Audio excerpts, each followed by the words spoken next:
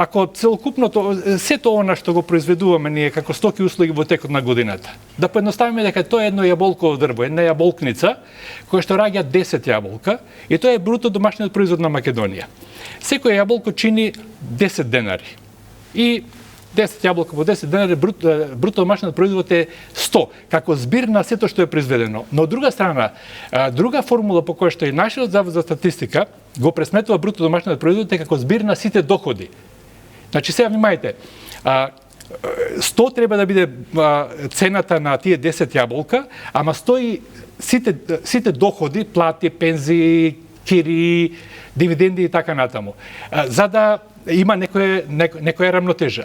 И сега видите, ако наредната година јаболкницата повторно роди 10 јаболка, а вие сте ги зголемиле доходите, сите овие, да речеме на 150, по дефиниција, цената на јаболкото мора да порасне за 50%, да биде 15 денари едно јаболко.